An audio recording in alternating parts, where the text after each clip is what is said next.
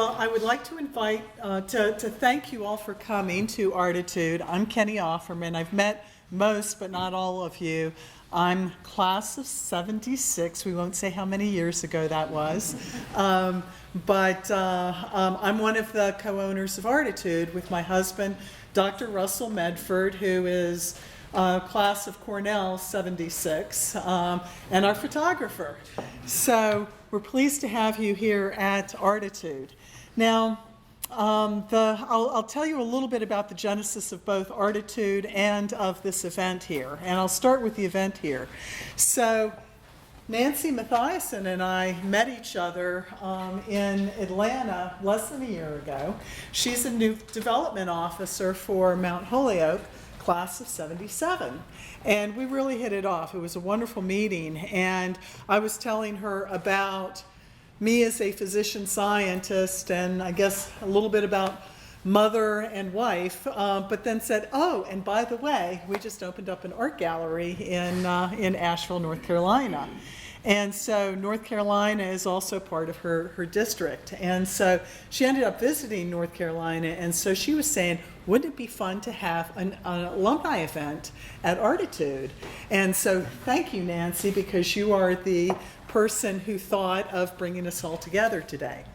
And by meeting Nancy, then she introduced me to a couple of other people that reminded me of how much I miss my friends from Mount Holyoke. So I met Michelle next, who is class of 89, and Michelle lives here in Asheville, and she and her husband Ken, so they're flanking here. So have a art studio business, with Michelle being the business person and Ken the artist here in Asheville. And she's been very generous with sharing her perspective of starting a business in Asheville, because we opened in June, so we're less than a year old. And so but it felt like I was meeting someone who I had known for years when we got together, and so that was a lot of fun. And she also offered to contact some people and invite them to the event. So then I talked on the phone with Mary Dracilius, who is class of 69, 66. And so Mary had offered to call some people, but lo and behold, in the process of my talking to her, somehow I think I invited us over to dinner at her house. And so got to meet her and her husband Jan, and then another Mount Holyoke couple, Margaret Napier and her husband Gus. And I think that was one of the most intellectually stimulating, fun evenings filled with good food and drink, and we just had a wonderful time. And afterwards it was kind of like, she goes, well, we are sisters. And it was just reminding me on what a special place Mount Holyoke is and continues to be. And so I went there as a very naive 18-year-old kid from Richmond, Virginia, back in the early 70s. And I had gone to public schools, and it was very uncool to be a smart woman. And so then kind of found myself at Mount Holyoke around all of these incredibly intelligent, accomplished, and fun and nice people. And it was actually a little bit intimidating. This is like, am I going to be able to live up to that standard? Well, I continue to keep in close touch with my close circle of friends from Mount Holyoke, and I've done pretty well professionally. So Mount Holyoke helped me develop as a person. And so I came to Asheville. My professional career has been as a physician and scientist, and came to Asheville as the medical director for the Mission Cancer Center. But my husband Russ and I have always had a love for the art, and there's such a connection between the art and the science that John will be talking about. And when my time at Mission, it was a full-time consulting position, so it was ending in March of 2012. And for full disclosure, the sculptors here are Russ's sister and brother-in-law. And so that was really one of the major considerations on us opening the gallery. But we are art lovers and art collectors, and it wasn't just a family thing. It's like if we were going to do it, we wanted to do it right. And so we have our transplants to Asheville. We still have our home in Atlanta, but we love it here, and we want to make this very successful. We value the artist, the art collector, the art, and I would say that Mount Holyoke really did a pretty good job on instilling all of those appreciations in me as a person, and allowing me to connect with people who also share those passions. So, so I've already met a lot of wonderful people through my new association with Mount Holyoke in Western North Carolina. And so, so now I'm going to turn the program over to Mary, who's going to introduce our featured speaker. And I'll later introduce you. We do have one of our artists here, who's our photographer, Robert Assman, who I'll tell you about a little bit at the end. So. Well, it's great to be here and to see so many friendly faces. Oh, good, technological problems. Yes. I brought cards because I don't do this technology stuff and I want to stay on track. This is really a super place. The art is phenomenal. The day could not have been nicer, and here we all are.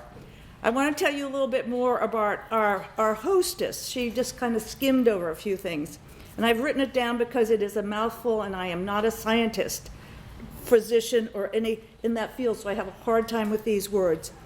But Kenny received her BA in biochemistry in 1976, magna cum laude, of course. Her MD and PhD in biochem from the Medical College of Virginia.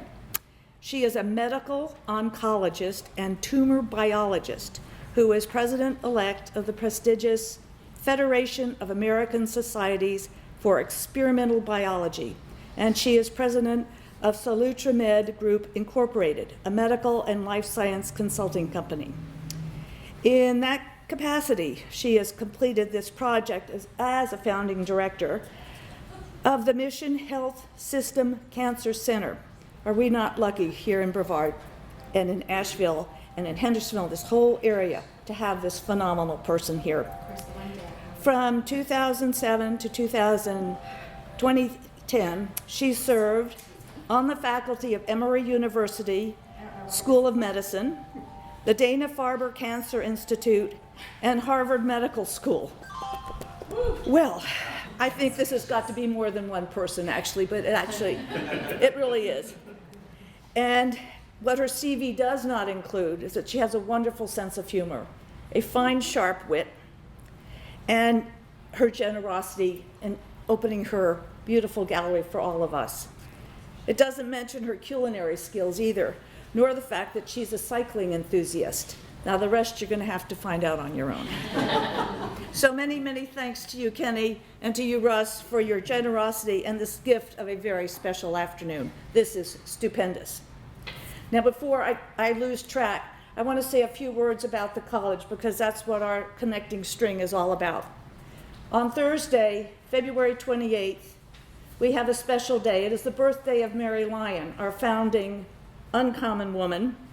She was born in 1797 in Buckland, and there is a dorm on campus named Buckland for her. And we usually celebrate with ice cream and good stuff, but since we have a heady brew here, let's give a toast to Mary Lyon, the original uncommon woman, and a happy birthday. Now, the college is also celebrating this year 175 years with special programs and speakers. And I hope you read all about it in the Alumni Quarterly, or you get on the internet and read all about that. Better yet, that you get to the campus sometime this year and celebrate some of these great events that are going on. Because something is happening on the campus all the time. And it is in a beautiful part of the world. Now, from the oldest to the newest, from our first uncommon woman, we have a woman here, Allie Plepler, who has been admitted to the class of 2017. So, ta-da!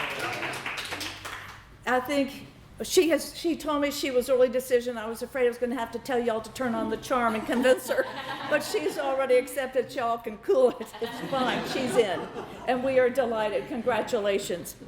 So, and over the years, this 175 years, Mount Holyoke has educated an incredible number of women of influence. They've been doctors, scientists, researchers, missionaries, educators, writers, even politicians, but most of all, of course, art lovers here today. And we are just incredibly lucky for all of that. And we have, for the second year in a row, the Board of Trustees has frozen the tuition so that it will not go up again. And as President Lynn Pasquarella said, she is marvelous, by the way, any chance you get to see her, please go and do so. She's wonderful. Said that this, and I'm quoting her, help the college deliver and pay for the exceptional education that we all value so much. So the sky's the limit, lady. Shoot the moon. Now, we also know, if we go to school in the East, we know what the Princeton Review is. Mount Holyoke has been on their good list for many years, many times, usually for being one of the most beautiful, if not the most beautiful campus in the United States, and it is. We all think it is. It's just gorgeous. It has also been on the list because of most satisfied students and their relationships with their professors and their interaction with other students and even the administration. So that was good. However, this past year in 12, out of 300 of the best professors nationwide, 14 were from Mount Holyoke.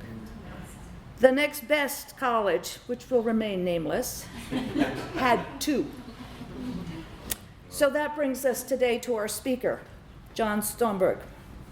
He has nearly 2 decades of experience in the teaching museum field. He's had curatorial and leadership positions at Brown University Art Galleries and the Williams College Museum of Art before being appointed the Florence Finch Abbott Director of the Museum Art in 2011. He teaches courses in the history of photography, modern and contemporary art, American art. He's a published author and a curator beyond the museum walls. Remember when we had the slogan, what happens beyond the gates? Beyond the walls. He earned both his master's and his PhD in art history from Brown University and a BA in art history from Georgetown. Oh my, just walking through the east and west wings of the National Gallery is some heady stuff. His current areas of research focus on the artistic collaboration and the role that teaching museums can have in fostering innovation, leadership through the study of art.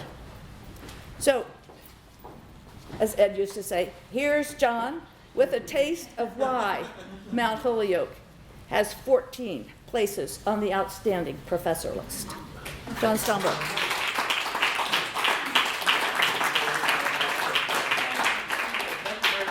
Great introduction. Thank you very much for having us here, Kenny. It's so much fun, and Russ, it's a great place to be. I love being around art. I'm always more comfortable, actually, around art. I like to give lectures in the galleries more than I like to give lectures in the other facilities. So it's great to be here.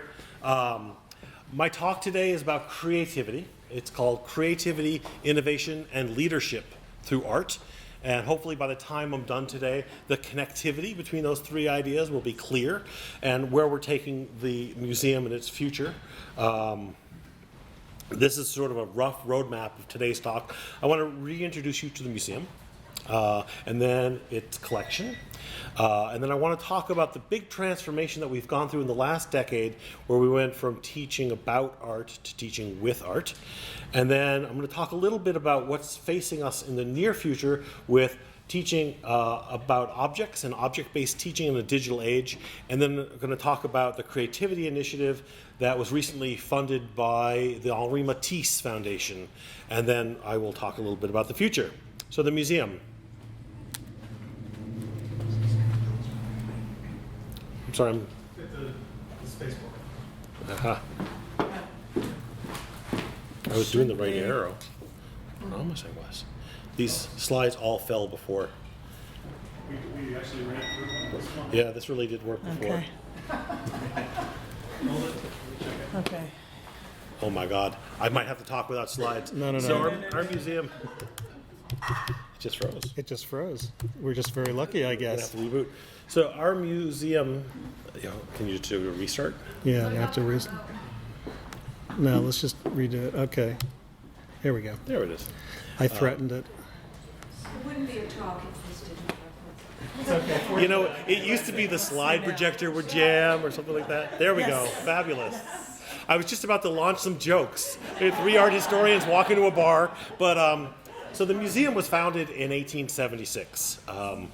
No, that's the punchline. No, the museum was founded in 1876. That's really big news. That's an old museum. It's a very significant fact. Just to put it into context, here's a couple of other teaching museums that have gone on to become municipal museums. The Museum of Fine Arts Boston, the Metropolitan. This is the museum decade, the great decade of museum building in the United States. And Mount Holyoke was right in the middle. Right in the middle.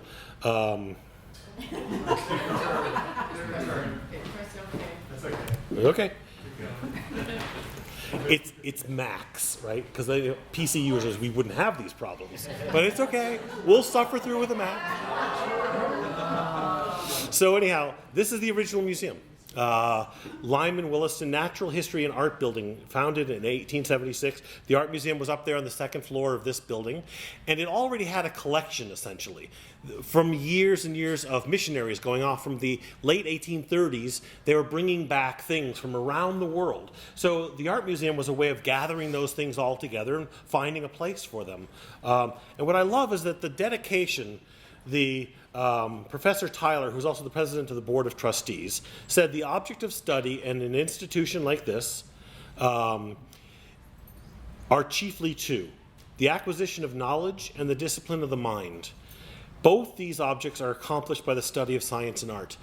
That's really interdisciplinary thinking in the 1870s. That's far-sighted. And what's really interesting now is that today's talk is about this divide between the acquisition of knowledge and the discipline of the mind. And I'm going to set out the argument that the discipline of the mind is what's going to set Mount Holyoke apart in the future, when the acquisition of knowledge becomes more rote and capable to be done online. This is us today. We occupy the first floor of what most people on campus still call the new art building. It doesn't seem that new to me, but what can I say? But we have that first floor. This is a beautiful sunny day. And we have a great big gallery. This gallery with the Carol Walker show in it right now is 36 by 48. Great big nice open space for contemporary art.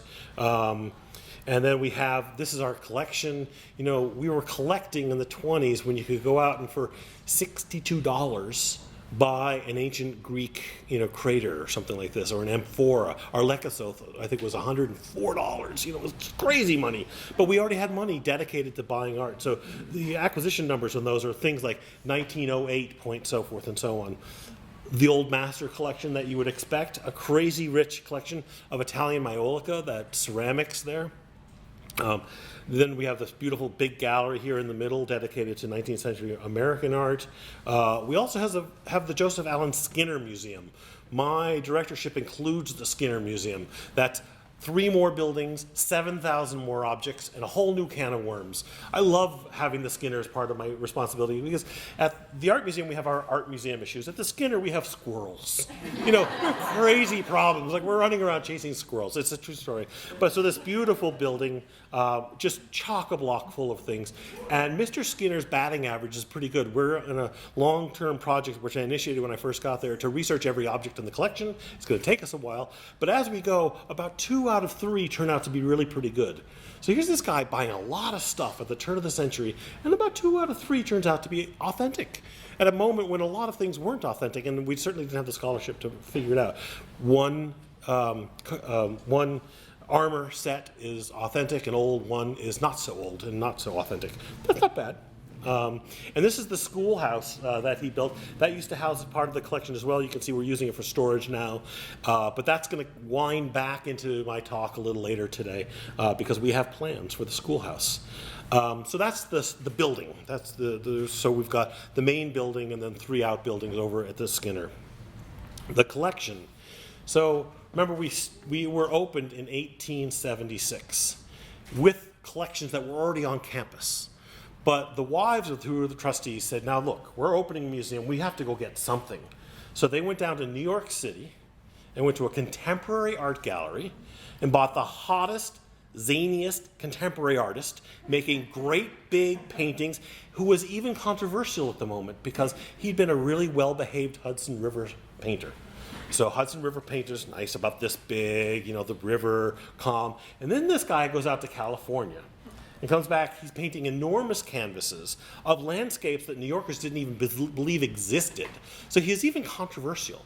So these two really brave Mount Holyoke women went down to New York and bought contemporary art for the very first thing we bought. And it was this great painting, which will be on the cover of our book of the collection, which is coming out soon. It's hard to think about this painting as somewhat radical, but it even had a kind of political overtone to it.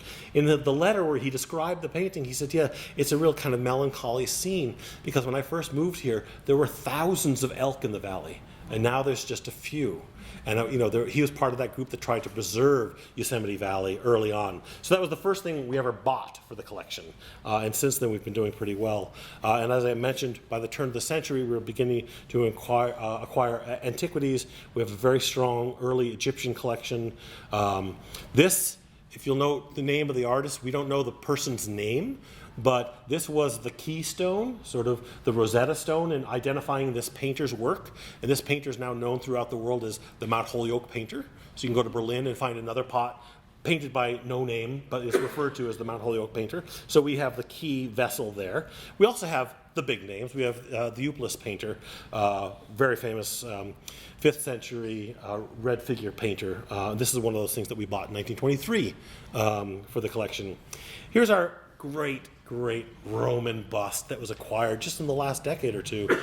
This is Faustina the Elder, and I've shown her two ways so you can see the incredible detail work in her hair. I mean, to make marble flow like that and you carve it right through, you can almost feel her braids. People study this for all sorts of things, as you can imagine, everything from gender studies to power. She was a very powerful person, and it's a fabulous sculpture. We're so lucky to have it. International, this is a Ganesha from about 800, almost 1,000 years ago, right? And there's a long story within Ganesha, but I'll save that. We also have a crazy rich collection of Mayan and Mocha ceramics. This fellow here, for example, recent research, and this is one of the reasons why digital art is great, because once we published this on the internet, somebody came forward and associated it with 23 other vessels that are all portraits of the same fellow. So we don't know who he is yet, but we know he was portrayed, so collections around the world have other cups. He's known affectionately as Cutlip, because he has a split lip that's scarred over very well. And this is a great story for Mount Holyoke, because I was recently on the road and talking about this vessel, and a woman who's a collector in another state brought out the 24th. She has one of the same fellow, later in life, slightly palsied. It's absolutely fascinating, unpublished vessel in a Mount Holyoke collection. So that's up on view right now. Duccio. Since the 1950s, we've had a Duccio, and there's a lot of press been given to the director of the Met bringing a second Duccio to the United States. And he got a lot of fanfare. He deserves it. It's a great Duccio. But I don't think I'm touching it. I didn't do it. I didn't eat the cookies or anything. But we've had a Duccio there in South Hadley all along. It's the third Duccio in the country. It's recently, when I first got there, I have to confess to a little skepticism. I thought this was sort of wishful thinking, so we brought in two outside experts, one from Yale, one from the Met. They came up, they jumped up and down, they went nuts. They said, yes, here it is. It's the third Duccio. And Wendy Watson, our curator of 38 years, was like, I know. Like, I could have told you that. So I'm very happy to say that we actually do have this magnificent Duccio from the Mayasta altarpiece, which is an incredibly famous altarpiece. A Cassoni chest, both the painting on the chest and the fact of the chest itself is fascinating for a woman's college. You know, this is where you'd put everything you owned and trundle off to your husband's house. And it's actually a pretty interesting scene for the cover of this chest, because this woman has been essentially raped, Lucretia, and so she's committing suicide. It's kind of a funny theme for a wedding chest, but there you go. And then we looked long and hard. Wendy spent 12 years finding this painting. We wanted a really good Vanitas still life, and this is an Andriessen. You have to come in and see this painting sometime. It is painted exquisitely. Everything is absolutely clear. You can't see in this detail so much, but the fellow's got a self-portrait in the candlestick. It's just astounding, the level of detail in this painting. So come by and see this at some point when you're there. Our neoclassical painting by Valenciennes is second to none. It's a real spot-on beauty. 19th century American paintings. Here's the Innis from the collection. Here's our Milton Avery, given to the museum by Roy Neuberger, who founded the Roy Neuberger Museum at Purchase.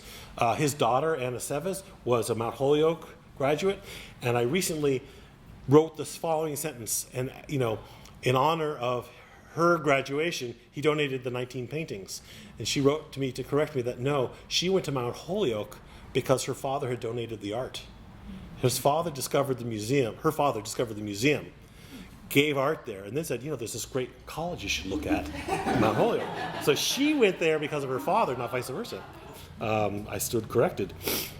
Terrific Isamu Noguchi. This is just such a beautiful surrealist sculpture, right on the cusp of abstract expressionism. And we have been following some of the alumni artists. The great Jane Hammond is in all of the major collections of the world, and ours as well. We have a commitment to her because she is class of 82. So we do keep up with her collections. I'm sorry, class of 72. And then our recent acquisition, Chuck Lose, this fabulous portrait that we use for all sorts of things. So that's your collection. And I say that advisedly, that is your collection. I'm your caretaker. I take care of this stuff for you, but it is all of yours. And I'd love to have more participation when I'm out on the road talking about this. Come on by and see what we can do. 17,000 things. There's lots of things we can do. So what have we been doing in the past few years? A major shift in the way art is dealt with on campuses, and it has to do with one small preposition, but it's a key preposition, from about to with. We will always continue teaching about art. That's where we started. If you go back to the history of art history, it starts with artists going into collections. Please, Mr.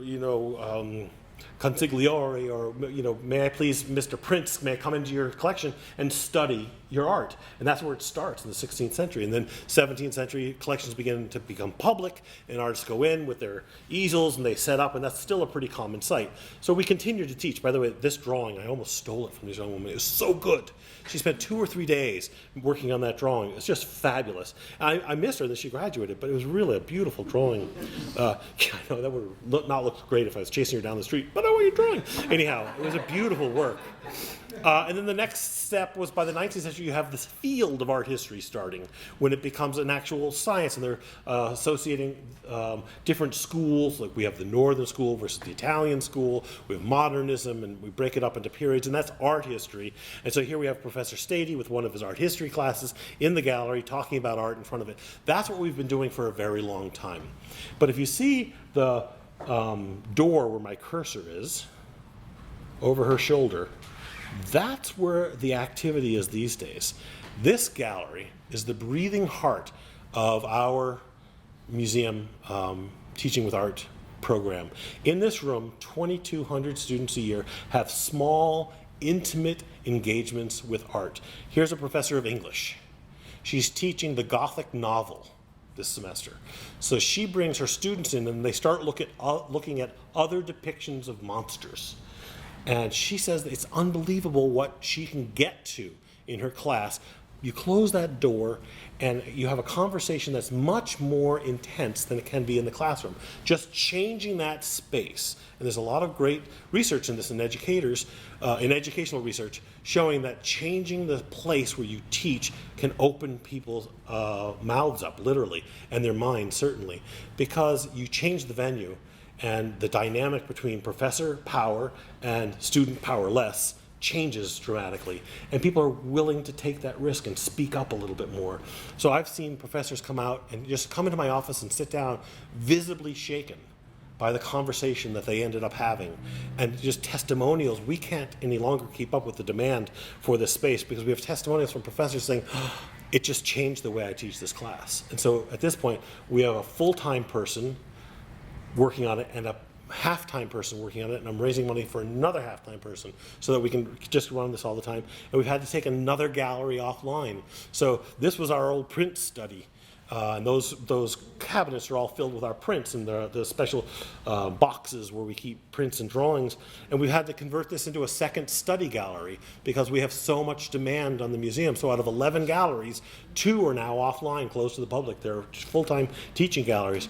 But the goal of this teaching person, who's called the Andrew W. Mellon, that's who funded the position, Andrew W. Mellon, Coordinator of Academic Affairs. And her job is not to teach with art herself, but to get faculty comfortable teaching with art. In other words, the collection belongs to the whole faculty. It's not the private domain of the art history faculty or the art faculty. So here we have, for example, a neurobiologist. And the goal, the written goal of this program to the Mellon Foundation was to make professors feel competent, confident, and comfortable teaching with art. And look at her. She owns this room. She's totally at home in here. She's a regular customer at this point because to talk about the neurobiology of vision, nothing beats objects. And so she's absolutely moved in. You can see we've made a makeshift classroom. In our next plan, getting real furniture and real lights and so forth is part of the plan. But that's been a really very successful process. And while most of our attention goes to our students, we believe firmly in being a good neighbor, and we have a very active K through 12 program. I don't know how it is around here, but in Western Massachusetts, the art programs have been decimated. It was one of the first rounds of cuts. Music lasted longer than the arts. The arts are long gone. And for many of these students, we're the only art access that they have. And we're going to amp that up in the near future. It's so heartwarming to see a group of fourth graders come in and they're like, oh, let me talk about this stuff. And they're so unabashed. And then you get into your freshman class, they're like, oh, I might say the wrong thing. And then we have to retrain the freshmen to be more like they were fourth graders. But look at these guys go. They're all over it. These discussions are fabulous. They're totally trusting their eyes. So one of the questions I get a lot is, where are we right now in this digital world? What's happening with teaching? Well, the great thing about being involved in a museum is that the truth is, the greater the degree of digital mediation between a professor and a student, the greater the demand on our museum objects. And the more we put things on the internet, the more people want to come in and see the real thing. It's the opposite effect on the library. As you all know, more and more of our libraries are emptying out and becoming media spaces. It's the place where you go and you sign out a camera or a computer and that sort of thing. They have a very important role as an access point to digital information. But the opposite thing is happening with the museum because it is a place where real things are. And you can't actually experience real things digitally. The experience is vastly different. And some people are skeptical about that until they actually get the thing in their hand. Our professors are coin crazy. I don't understand it myself. I like coins. I think they're nice. But really, the professors here go crazy for our coin collection. We've got over 2,000 antique coins. We just got one from Faustina. It's this gold coin. I can't even tell you how much this thing is worth. And people go nuts for these things. But the difference between actually experiencing something and seeing it online is vast. And this is one of the examples. This is Mary Renda's 19th century gender class. And at one point she comes over to the Skinner Museum, and the Skinner Museum has a whole collection of domestic implements, cooking pots and that sort of thing. So these are, you can see they have their gloves on, but these students are downstairs in the kitchen that he made up, and they're lifting these pots and pans up. And that big pot over there on your left is actually used for dyeing material. So it holds about 2 gallons of water. So the thing weighs about 32 pounds empty.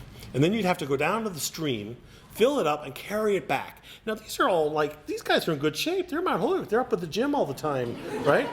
But they lift that pot up, and they're like, man, great-great-great-great-grandma was wicked strong. I mean, you had to be really buff to lift this stuff. You can't get that experience digitally. It is a transformative experience that you can only have if you're right there engaging it. And one of the reasons why I love this picture is you see what the woman on the right has in her arm? Yeah, an iPad. Useless. Useless. She's just holding it. the iPad is rendered useless in the face of real objects. And that's one of the things that makes me so bullish about our future at the museum. It's clear that this is only going to increase, that the value of art and other objects in teaching is only going to increase in the coming decades. I'm sorry, it did its jam thing again. Oh, there we go. And as a testimony, look at this young woman. I didn't stage this. She's looking at a coin, which further causes me disbelief. But this is one of the little epiphanies that happen daily at the museum. I mean, these people have their lives change. And I say this all the time, art changes lives.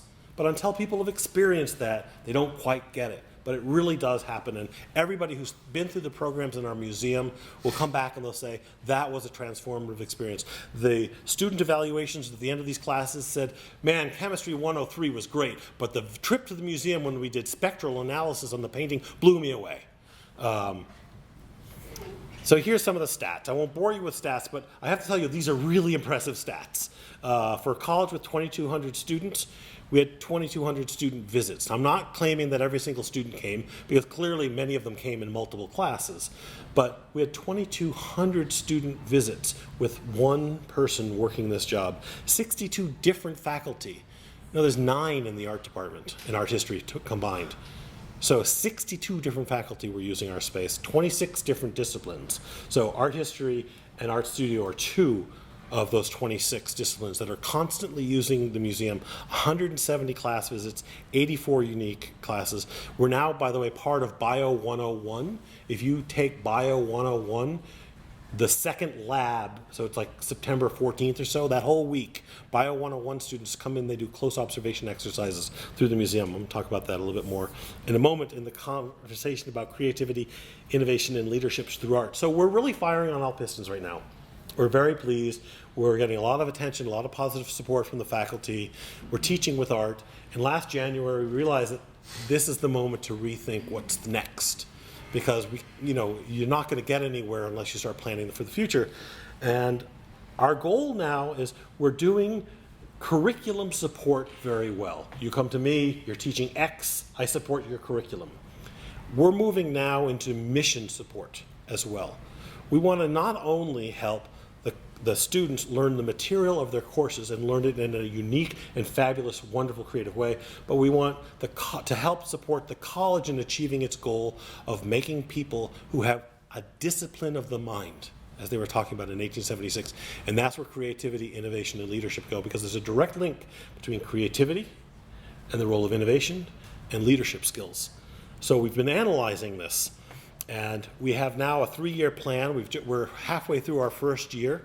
The Creativity Initiative, which I'm going to circle back to in just a second, securing permanent funding for 2 positions. I'm halfway through the first one. New gallery installations done. We reinstalled the whole museum to tell different stories. If you rearrange the pictures, you tell different stories. A new book in the collection. I have the pre-press proofs in my suitcase. We're getting very close. Comes out next month. Joseph Cornell exhibition. We scratched our heads. What exhibition would tell the story of creativity so clearly and be tied to our collection? Well, we have 12 Joseph Cornells in our collection. So we thought, well, let's kind of brag a bit and focus on creativity. So we actually have a historian of dance, an historian of poetry, a sociologist, an art historian, and a film historian working together on this Joseph Cornell show. The 135 initiative, when we turned 135 years old, just about a year and a half ago, we were trying to figure out how you celebrate that. What do you give to somebody who's turned 135? We decided better art. So we're on a crusade to raise 135 gifts of art. We're nearly getting there, of really great art for the collection. When we're all done, we'll publish that as a separate initiative to raise gifts in honor of this fantastic institution. The Living Handbook of the collection will start up in 2016. We're not going to publish the traditional handbook of the collection. I've done 2 in my life so far for other institutions, and the irony is they're out of date by the time they hit the shelf, because you've already bought more things. So we're going to have a fully digital integrated handbook of the collection that we can add on to. And then if we get it funded, the thought was we could make a limited edition of each year. And so when you entered in this year, you get handed a copy of your year with your cover. And every year will have its own cover. But essentially, it'll be a working interactive e-document. The technology of which I confess I don't totally understand yet, but the woman who's working on it assures me it's going to be great. And then increased focus on K through 12. We're going to hopefully hire a full-time educator, and then cycling back to that schoolhouse on the Skinner property, we're going to use that as a schoolhouse again. Instead of as a museum, we have a schoolhouse. We don't have room in the museum for all these kids, so they come into the museum, they have their visit. Back in the bus, they go to the Skinner Museum, they visit there. Then they go to the schoolhouse, and they have the interactive project. It's a key part of it. You got to make a mess, and you can't make a mess in a museum. So most good museums have a space downstairs or over there somewhere. We're going to have a 19th century schoolhouse at our disposal for them to make a mess in. So just before I get to my last point, my second to last point is, what is this creativity initiative? We started working with a consultant from the world of sociology, a guy named Stephen J. Tepper, teaches at Vanderbilt, and he's been studying creativity from a real kind of distant point of view, but he's come up and spoken to us. He's an informal consultant with us, and we've identified 7 skills that we'd like to be able to teach. So now you bring your English class there to teach the Gothic novel, and we reinforce the material of your class, but we do it in an exercise that reinforces or teaches one of these skills.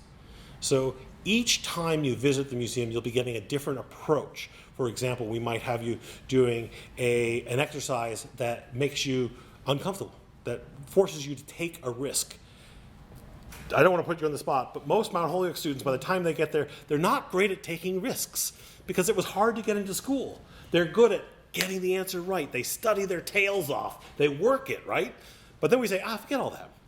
Just try something and maybe you'll have a fabulous flop. Well, fabulous flop is not something they're comfortable with, but it really isn't a very important lesson, risking failure. Asking what ifs. That's a key exercise. So this is the creativity initiative, and it's absolutely coming out of the latest writing on business leadership skills, science leadership skills. Almost any industry you go to, embedded in their language for the vision of the future is innovation, and the key to innovation is creativity, and the thought now is that creativity, in fact, can be taught. It is not a skill that either you have or you don't. You can increase your creative tendencies by practicing these things. For example, collaboration. That's absolutely key. The days of Van Gogh are mostly gone. Very few creative individuals really are working in a totally solitary fashion. They're collaborating on one level or another. So those are the 7 creativity skills. This is the project that just got a huge grant from the Matisse Foundation. It's a 3-year matching grant, so I have to raise matching funds for it, but that's a pretty exciting thing. Here are some of the exercises that we're doing, observing closely, obviously. Very important, for example, in sciences, learning how to look carefully. Our brains lie to us all the time. Our brains tell us we see things or don't tell us we're seeing something when they're there and correct for us all the time. We can see a little tiny fragment of a photograph and recognize it as a portrait. You can see 2 dots and a line and see a face. And our brain says, oh, don't worry, I got it from here. Those 2 dots, that's a face. So we need to learn how to unsee what our brain is telling us to see. Using divergent thinking. Convergent thinking leads you to a specific thesis. How can we build more gas-efficient cars? Divergent thinking is, how do we build a mode of transportation? Or do we need transportation? Let's open that up. Maybe what we need is flying bananas. Probably not, but anyhow. What if questions? We use this folded paper exercise, origami, in math classes at the museum. That's been very successful. One woman's dental scores, for her pre-dental school scores, where you have to visualize what the inside of a mouth looks like, her scores went up like 4 points after taking classes through the museum. And I don't usually bring out that data, but it's really fascinating that this has such direct impact. Risking failure, you've just got to put yourself out there. If you don't, this is the class, this is a color matching class, this is an art class, and this young woman has tried to create a digital copy of that painting. And when you hold the digital copy up to the painting, it either is or it is not. And this was not, by the way. She was a good sport about it. But you could see the professors having none of it. So it's a tough skill. Expressing ideas. You have to be able to stand up there and talk and clearly articulate yourself. But you also have to be able to take a little critique once in a while. So this young woman presenting this beautiful Roman bust from Yale. And then she was giving her presentation, and it turns out in the audience was Susan Matheson, senior curator of antiquities at Yale, Mount Holyoke class of 1968, who just kind of came up afterwards and gently pointed out something about the argument.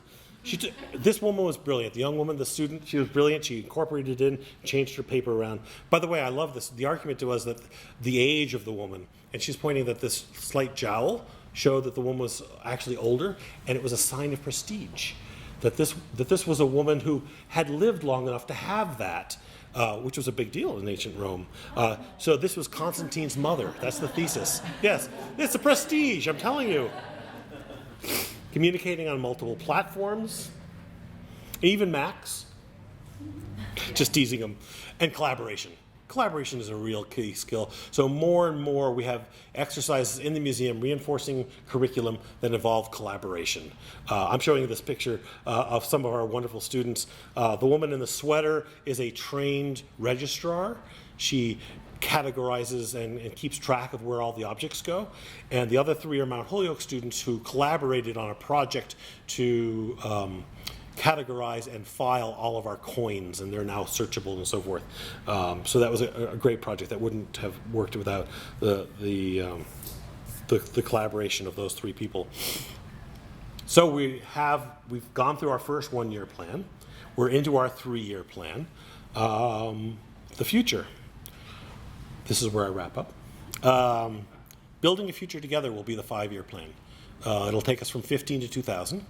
And that's when we're really going to get ambitious. If you look at what we're doing in the 3-year plan, it's a lot of getting ready, a lot of laying the groundwork. Building 2 new positions, refixing. Where do you take it from there? So we're just starting the 5-year plan. The 3-year plan is fully enacted. We're hoping to get the 5-year plan to the board next year. One key part is positioning the museum within college plans for the future. We don't want to be going one direction and have the college go another, so we're going to be in lockstep with the college. We're going to need some new space. We're going to need to augment our space for teaching with art on campus, another classroom or 2. I also have this dream of some faculty offices in the museum, or some way of actually having faculty working right with us. It would just be a wonderful thing because never underestimate the power of the water cooler conversation. So if you have the psychologist, and this happens in the museum all the time, we call ourselves the crossroad of art and ideas, and it's true. Literally recently we had a psychologist who got to talking with the neurobiologist, and they don't have offices anywhere close, and they got to talking with our coordinator of academic affairs. Now we're doing a show. Continued emphasis on the collection. You've probably caught on by now. I'm a big objects guy. I believe in the power of objects. So we will keep pushing that. We're building the collection, enhancing it, deaccessioning a little bit, working on the augmentation and interpretation of the collection, and then a very serious push to become a center for regional K-12 art education to the degree that we can within our fundraising. It seems clear that Mount Holyoke should be a place where it's taking care of community arts educating. And after that, we'll look forward to the 150th anniversary, preparing for the Museum of 2026. Can you imagine? The Museum of 2026. I love thinking about it. What will it be? What will we need to do? Will we have like George Jetson things flying over and picking up the art? What will it be like, the Museum of 2026? But I can't wait. Looking forward to being there. Thank you very much.